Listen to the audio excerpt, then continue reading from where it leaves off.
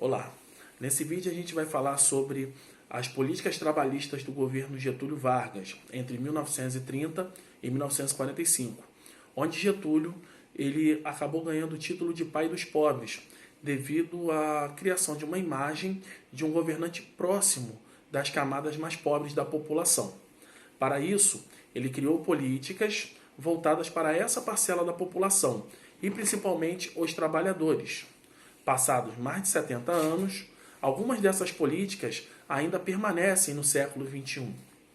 Em 1930, Getúlio Vargas criou o Ministério dos Negócios da Educação e da Saúde Pública, os quais se desenvolveram sistemas de saúde e de ensino públicos para a população. Desde que assumiu o poder, no governo provisório, promoveu mudanças no âmbito do trabalho. Ele criou o Ministério do Trabalho, Indústria e Comércio, que passou a intermediar as relações entre patrão e empregado, além de estabelecer a regulamentação do trabalho infantil e feminino. Além disso, ele criou um sistema de jornada de trabalho de 8 horas diárias, o pagamento de férias e de horas extras, o direito a pensões em casos de acidente de trabalho, por doença, invalidez e morte, além da criação da carteira de trabalho e a aposentadoria.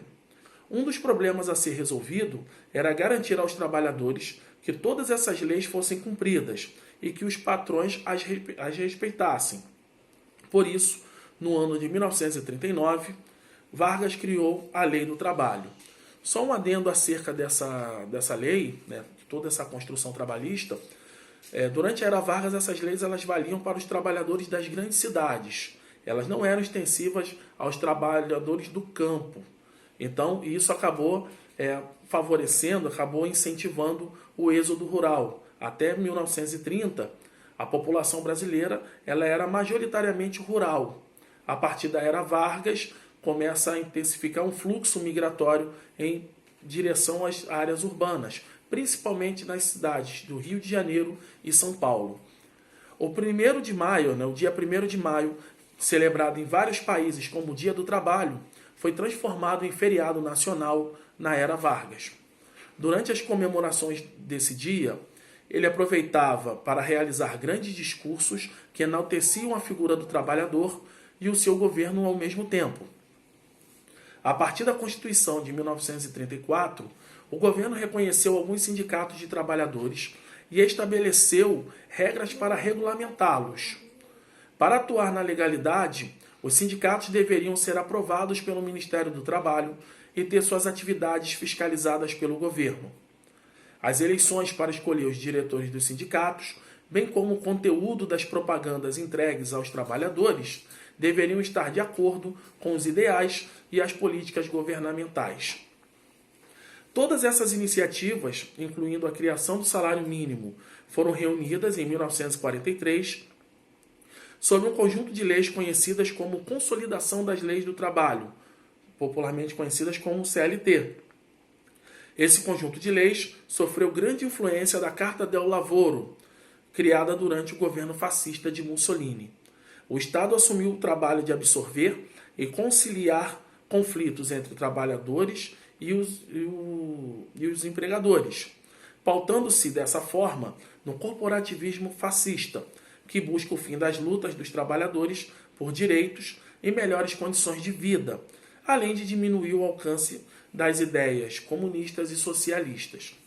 As políticas voltadas aos trabalhadores, em especial as que ocorreram a partir de 1942, tiveram como objetivo a criação de uma cultura nacional que valorizava o trabalho e o trabalhador, considerados fundamentais para o desenvolvimento do país.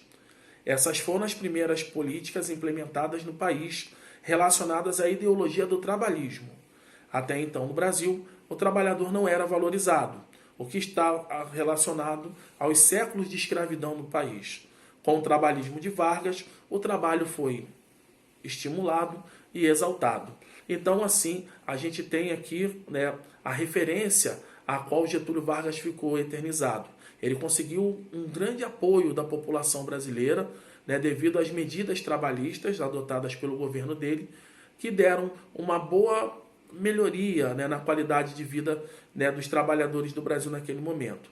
Né? A questão trabalhista de Vargas ainda é algo muito presente na realidade do Brasil atualmente. Então, nós podemos afirmar que, né, essa influência de Vargas ainda é presente, né, na política brasileira devido às ideias trabalhistas que ainda são defendidas por alguns partidos. Então, eu oriento que vocês façam os exercícios da página 404, números 17, 18 e 19. Até um próximo vídeo.